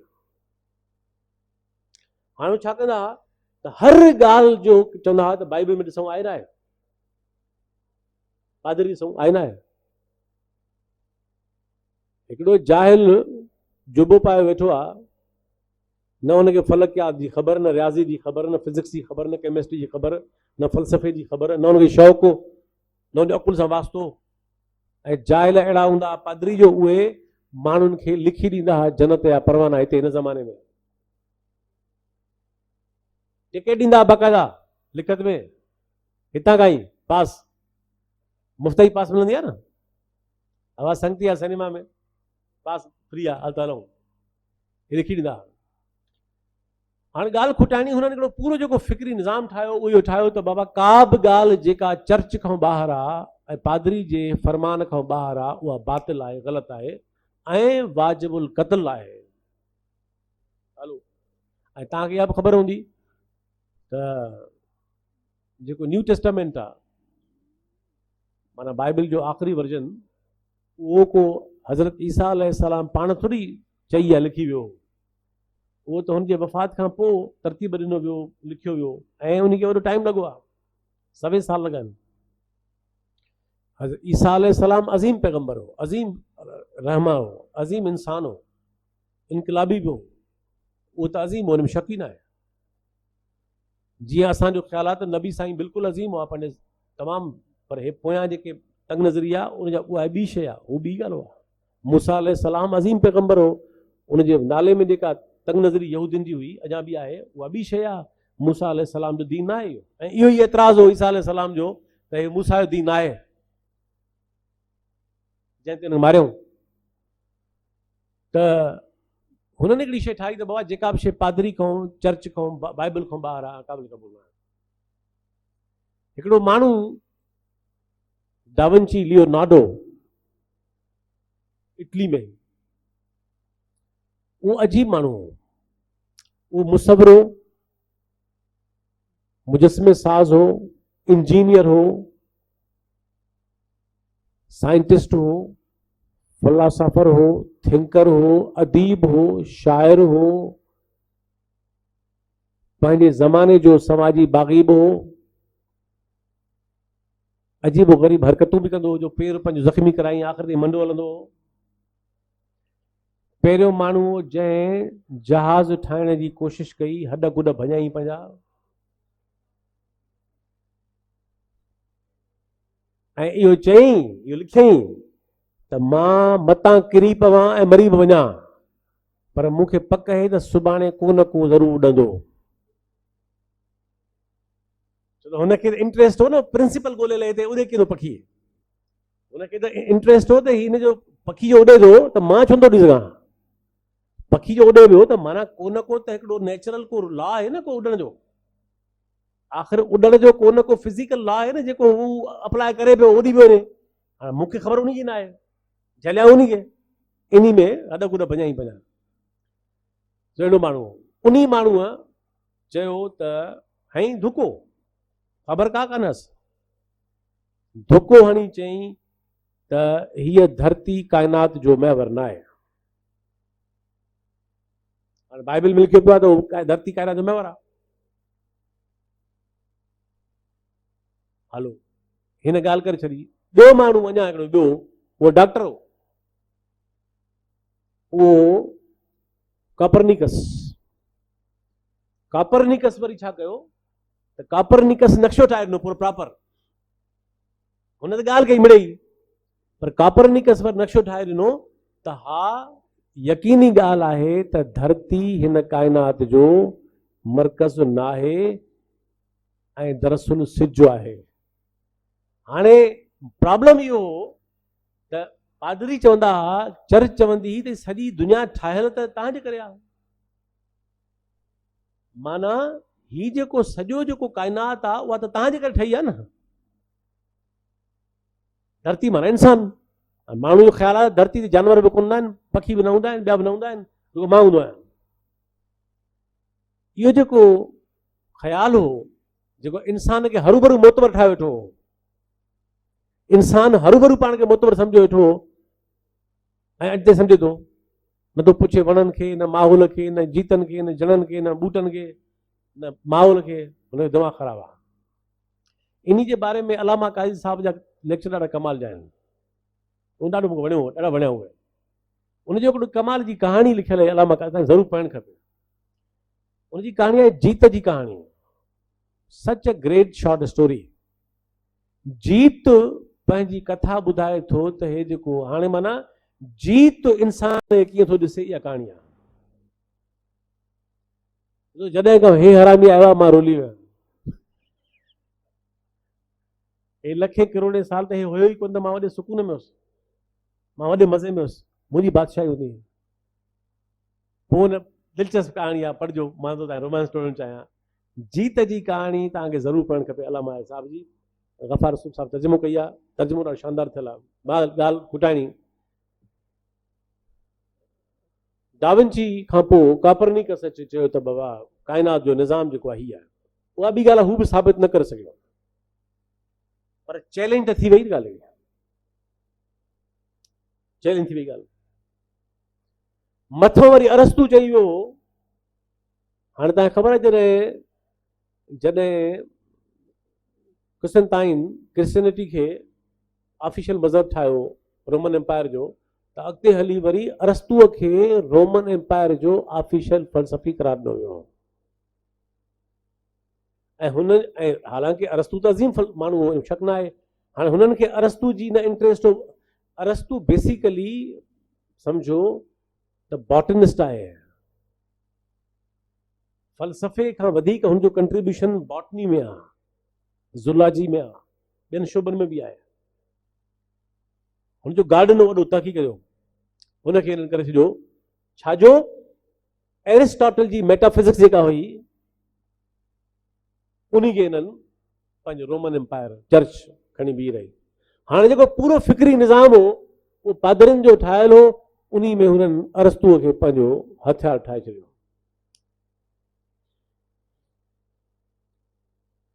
थियो छा? हे सॼो कीअं टुटो हिसार? कापरनिकस ॾिनो, ठीकु आहे, अॻिती ॻाल्हि हली। कापरनिकस जो हिकिड़ो अॻियां हली शागिर्द साबित थियो, टाइको। उन जी कोशिशि कई, घणो ई थियो, पर टिनि चइनि माण्हुनि यूरोप जे थॉट खे, हालांकि हाणे हिते यूरोप में घणा माण्हू आहिनि, मां हे सभु नथो टच करणु चाहियां, मुंहिंजो तालुक़ु साइंस सां आहे, हिन वक़्तु साइंटिफिक थॉट सां आहे, मां उन ॻाल्हि थो कयां, ॿिया नथो कयां मौज़ू। हाणे तव्हां चओ स्पिनोज़ा नथो अचे, उहो हींअर मौज़ू न आहे असांजो। 4-5 माण्हू हिकिड़ा वॾा आहिनि तमामु, मिसाल तौर बेकन आहे, फ्रांसिस बेकन 2 आहिनि, रॉजर बेकन आहे, ॿियो फ्रांसिस बेकन आहे। जेको रॉजर आहे उहो 14th सेंचुरी में आहे, ऐं हीउ जेको माण्हू आहे इहो सम्झो त 16वीं सदी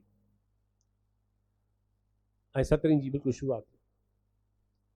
फ्रांसिस बेकन अचण सां अची हिकिड़ी अहिड़ी स्टेटमेंट ॾिनी जंहिं अरस्तूअ जी हैबत खे पाश पाश करे छॾियो। हुन चयो त अरस्तू जेतिरो फ़ाइदो ॾेई वियो हो उन खां वॾो नुक़सानु करे वियो आहे, छाकाणि त हू साइंस में मक़सदु शामिल करे वियो आहे,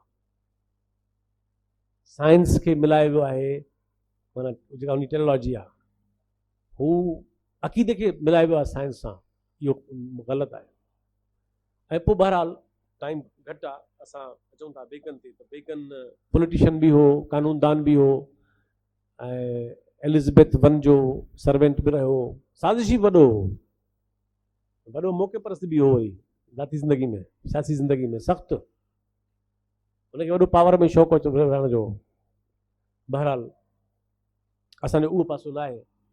बेकन हिकिड़ी नई शइ खणी आयो, उहा आहे जंहिंखे चइबो आहे साइंटिफिक मेथड।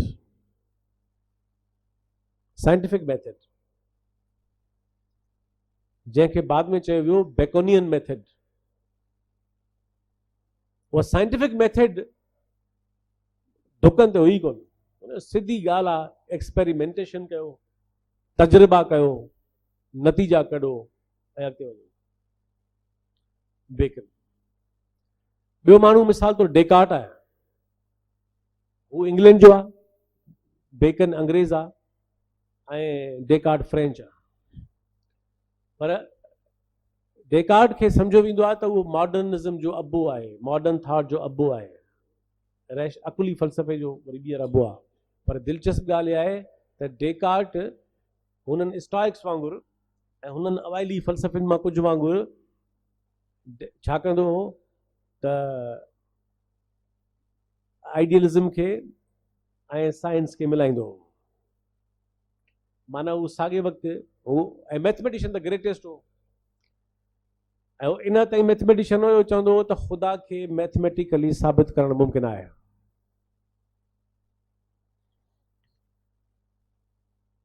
हिकिड़ो किताबु मां कंहिं ज़माने में वरितो, घणी पुराणी ॻाल्हि आहे, मां पंहिंजी ज़िंदगीअ में हेसि ताईं एतिरो ॾुखियो किताबु कोई न पढ़ियो आहे, हेसि ताईं त मूं न पढ़ियो आहे अॼु ताईं, इन खां मथे ॾुखियो किताबु मां ॾिठो बि न आहे लाइफ में। उहा हिस्ट्री ऑफ नंबर्स, बेसिकली तारीख़ आहे मैथमेटिक्स जी, उन में घणो डेकार्ड आहे। त उनजा इहे ख़्याल हुआ। ऐं ईअं मिसाल तौरु तव्हां ॾिसंदव त डेकार्ड जेको आहे उहो जदीद मॉडर्न फिलॉसफी जो बानी सम्झो वेंदो आहे, ऐं फिज़िक्स जो मुतासिर हो, मैथमेटिशियन हो। ऐं अजीब ॻाल्हि आहे त इहो ई माण्हू आहे जंहिंखां जदीद आइडियलिज़म बि शुरू थिए थो, इहो ई माण्हू आहे जंहिंखां जदीद रैशनल थॉट बि शुरू थिए थो, ऐं इहो ई माण्हू आहे जेको सब्जेक्टिविटी जो बि क़ाइल आहे ऐं मैकानिकत जो बि क़ाइल आहे, ऐं इहो ई माण्हू आहे जेको इल्मुल कलाम जी मुअल रिवायत खे यूरोप में वरी जीअरो रखण जी कोशिशि करे थो। ऐं हू ॿई शयूं गॾु हलाए थो, चए थो काइनात ख़ुदा ठाही पर उनखे हरकत ॾिनई, हाणे ख़ुदि मुख़्तार आहे। ऐं फितरत खे चई त को बि शऊर न आहे, काइनात में को बि ख़्याल नथो ऑपरेट करे। ऐं सो इहे सभु शयूं ईअं मिसाल तौरु टाइम घटि आहे, हॉब्स आहे जंहिं वॾा बुनियादी सुवाल उथारिया, तमामु टाइम घटि आहे, मटीरियलिस्ट आहे। ॿ माण्हू हूअं त कुर्बानी ब्रोनो बि ॾिनी ऐं 6.5 पर ॿिनि माण्हुनि जी ज़िक्र करे मां ॻाल्हि पूरी थो कयां। उहे ॿ माण्हू आहिनि, गैलीलियो ऐं न्यूटन। गैलीलियो ग्रेटेस्ट आहे ऐं मज़े जी ॻाल्हि त उहो वॾो मज़हबी बि आहे। ऐं गैलीलियो जो किताबु लिखियो, जंहिंजी किताब ते जलावत कढियूंसि, नौकिरी मां कढियूंसि ऐं जलावतन कयूंसि, ऐं चङो जो कयूंसि जो बसि करे वेही 10 साल किताब लिखी कमाया। उहो पियो कमु त करे चुको, उहो किताबु हुन मनसूब कयो पोप सां, डेडिकेटेड टू पोप। जान पे छॾाई त मतिलबु इन बहाने बची न, पर अॻियां बि सियाणा ॾिसनि पिया त कमु कहिड़ो थो करे। हुन विधो हथु बाइबल, ऐं उहो बाइबल जो ख़िलाफ़ु न हो, पाण पको ईसाई हो, पको, पर हुन बिलीफ सिस्टम में हथु विधो। ऐं हुन हो साइंटिस्ट हो, हुन छा कयो, मां सिर्फ़ु घणियूं ॻाल्हियूं 2 मिसाल थो ॾियां। हुन हाणे ॾिसो न, कापरनिकस ॻाल्हि खे साबित त कोन करे सघियो न, हे अहिड़ा 2 कम साबित करे वियो जंहिं अरस्तूअ जा कम लाहे छॾिया, ऐं हुन पहिरें हुन फ़िक्र जा ऐं साबित कयईं ॻाल्हि कापरनिकस वारी। कहिड़ी ॻाल्हि कयईं? अरस्तू चई वियो त जेको मथां खां को मांस फिटी था कयो, त जेका शइ जेतिरी ॻरी आहे ओतिरी उहा जल्दी किरंदी, ऐं घटि मांस वारी, हल्के मांस वारी शइ हल्की देर सां किरंदी। हिन जो इहो मुमकिन न आहे, मैथमेटिकली त मुमकिन न आहे। पीसा में, फ्लोरेंस जे पासे में शहर आहे, मां वियो आहियां उते पढ़ाईंदो। हिन छा कयो, हणी हंधु कयईं, नेठि माण्हुनि गॾु करे पीसा टावर चढ़ी वियो। तव्हां ॾिठो आहे फिडो टावर आहे फ्लोरेंस जे पासे में, दुनिया जो अजूबो आहे जेको थोरो फिडो आहे, टेढ़ो आहे तो पीसा टावर। ही चढ़ी वियो पीसा टावर ते, उतां 2 शयूं फिटी कयईं, 2 मुख़्तलिफ़ वज़ननि वारियूं, वो साॻे टाइम ते किरी पियूं। अरस्तूअ जी जेका बि हैबत हुई उहा टोड़े विधी, ग़लति साबित कई, माण्हू हैरान थी विया। ॿियो कमु छा कयईं, वेनिस वियो, उते दूरबीन ॾिठी, वरी एम्स्टरडैम आयो, उते ॾिठईं, पोइ दूरबीन ठहिराई पंहिंजी। ही पहिरियों माण्हू हो जंहिं दूरबीन ठहिराए ऐं सितारनि खे ॾिठो दूरबीन सां। उहो माण्हुनि खे वठी ईंदो मिंथू इलाज करे त महिरबानी करे ॾिसो त धरती मर्कज़ न आहे। पोइ उहा ॿी ॻाल्हि आहे त जेके अरस्तू जा पोइ लॻो आहे उहे एतिरा तंग नज़र हुआ जो उहे चवंदा दूरबीन कूड़ी आहे, अरस्तू सचो आहे। दूरबीन कूड़ी आहे, सचो अरस्तू आहे, पर बहरहाल दूरबीन खटी वई। ऐं आख़िरी ॻाल्हि पूरी था कयूं, टाइम अची वियो आहे। न्यूटन जेको पाण मज़हबी ख़्यालनि जो माण्हू बि हो ऐं कैम्ब्रिज में पढ़ाईंदो हो, उहो जॾहिं हुन जे साम्हूं सूफ़ किरियो, सूफ़ त रोज़ किरंदा आहिनि, पर न्यूटन न हूंदा आहिनि, शयूं रोज़ किरंदियूं आहिनि। हीअ दुनिया साॻी आहे, पर अहिड़ा फ़लसफ़ी त कोन्हनि दुनिया में घणा। सो हुन खे ख़्यालु आयो त इहो हेठि छो किरियो, हुन उनजी मैकानिकियत ॻोल्हणु चाहिई। इन करे फिज़िक्स में मॉडर्न मैकेनिक्स जो बानी न्यूटन आहे। फिज़िक्स में जंहिंखे चइबो आहे मैकेनिक्स, उहा शुरू थिए हिन माण्हू खां। हिन खां घणो वॾो मैथमेटिशियन डेकार्ट हो, पर हू ॿिन्ही शयुनि जो मिक्स कंदो हो। हिन उन सूफ़ खे 20 भेरा 40 भेरा 50 भेरा मथे उछलाए ॾिठो, सम्झई त सूफ़ अचे ई अथई थो। चई त इन मतिलबु आहे त there is some physical force which is acting upon a mechanical law of nature which I am unable to witness and experience. वो लोगों नहीं कम गए। I नेठ वनी हणी अंदु कहीं ऐं law of gravitation खणी आयो ऐं ईअं ई मैकेनिक्स या ॿिया लॉ खणी आयो। ॻाल्हि पूरी था कयूं। इन सॼी शइ जे अंदरि ऐं इन दौरान जियोग्राफी ते कम थिया, बायोलॉजी ते कम थिया, ॿियनि इल्मनि ते कम थिया, टाइम घटि आहे, तमामु घणा कम थिया ऐं फाइनली गैलीलियो ऐं बेकन जी साइंटिफिक मेथड ऐं डेकार्ट जो रैशनल मॉडर्न थॉट ऐं केपलर जी मैथमेटिक्स, लेबिनिज़, इहे सभु माण्हू, पर ख़ासि तौर ते पोइ न्यूटन जी मैकेनिक्स, इनखे चयो वेंदो आहे डेथ ऑफ एरिस्टोटल। चवंदा आहिनि त अरस्तु उन ॾींहुं न मरी वियो हो जंहिं ॾींहुं फिज़िकली मरी वियो हो। अरस्तु उन ॾींहुं मरी वियो हो जंहिं ॾींहुं पीसा टावर तां ॿई शयूं साॻी रफ़्तार सां किरी पियूं ऐं जंहिं ॾींहुं एरिस्टोटल जा बिलीफ डिस्कनेक्ट थिया रियासत खां ऐं माण्हुनि डाउट करणु शुरू कयो त वञ असां त हेॾा हज़ार ज़मानो इहे तारीख़ी में वियासीं। सो इनखे चइबो आहे डेथ ऑफ एरिस्टोटल। चवंदा आहिनि त हक़ीक़ी माना में अरस्तु उन ॾींहुं मरी वियो जॾहिं सही साइंस आई ऐं पोइ गैलीलियो साबित कयो दूरबीन सां त दरअसल सिज, हाणे तव्हांखे मां ॿुधाइण इहो चाहियां थो, कंक्लूड था कयूं वधीक सुभाणे सुबुह जो, त हे जेको एॾो छो ज़ोर आहे त भला धरती महवर आहे न आहे, धरती हाणे बि कोन्हे, ॻाल्हि त उहा बि सही न आई। भला जे कापर हू ग़लति हो बाइबल या पादरी, त हे वरी कहिड़ा सही साबित थिया। इहा ॻाल्हि अहम न आहे। अहम ॻाल्हि इहा आहे त जेको चर्च पए चयो त हीअ सॼी काइनात में फ़क़ति धरती अहम आहे ऐं तव्हां अहम आहियो, तव्हां न्यूक्लियस आहियो।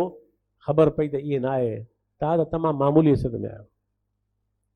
त कॉस्मोलॉजिकल जेको हिकिड़ो अंडरस्टैंडिंग हुई, उन में जेका इंसान पंहिंजो पाण खे सेंटर करे बीहारियो, उहा पोज़ीशन चैलेंज थी। ऐं बहरहाल इनखे चइबो आहे त या मॉडर्न साइंस आई ऐं मॉडर्न फिलॉसफी सां आई, यूरोप जे उन ग्रीको रोमन तहज़ीब जे तसलसल सां आई ऐं ईअं इंसानी समाज में, इंसानी तारीख़ में हिन काइनात खे, हिन फितरत खे, हिन समाज खे, हिन ज़िंदगीअ खे ॾिसण जा उहे साइंटिफिक ऐं फिलॉसॉफिकल, एम्पेरिकल, रैशनल ऐं सेक्युलर अंदाज़ साम्हूं आया, जिन नए इंसान खे जनम ॾियण में वॾो रोल प्ले कयो। अञा कहाणी वॾी घणी आहे, अञा त 18वीं सदी न आई आहे, अञा त ॿिया न आया आहिनि, अञा त 19वीं सदी में मार्क्सिज्म न आयो आहे, फायरबाख न आयो आहे, अञा त तमामु घणो पंधु पियो आहे, डार्विन न आयो आहे, पर टाइम घटि आहे। त आई होप त अॼु तव्हांखे हिन सुभाणे खां एतिरो हिनखे ओवरलोड न कबो, तव्हां थकी पओ, पर अॼु इन करे ज़रूरी हो त घटि में घटि तव्हां वटि हिकिड़ो फ्रेमवर्क हूंदो, हिकिड़ो पूरो कंसेप्चुअल फ्रेमवर्क हूंदो त हीअ इंसानी तारीख़ पंहिंजे फ़िक्र में कीअं मैनिफेस्ट थी आहे ऐं कीअं अॻियां वधी आहे। ऐं त पोइ हाणे इन तस्वीर में रंग भरणु सवला थी पवंदा। त हाणे मुख़्तलिफ़ शयूं आहिनि ऐं मां हिते हिनखे पूरो थो कयां। रहियल ॻाल्हियूं खुटंदियूं कोन, रहियल ॻाल्हियूं वरी सुभाणे ऐं परीं ऐं तव्हांजा सुवाल यकीनन जाम हूंदा। हाणे तव्हां चांहि लॻे थी चांहि पीओ। मुंहिंजो ख़्यालु इहो आहे त सवालनि ऐं जवाबनि लाइ फ्रेश माइंड खपे, त सुभाणे सुबुह जो शुरूआती कबी सुवाल जवाब सां, त जीअं फ्रेश माइंड सां यको सवाल जवाबु करे ऐं पोइ असां अॻिते वधूं। आई होप त सेशन तव्हांजो अॼोके ॾींहं जो दिलचस्प रहियो। Thank U.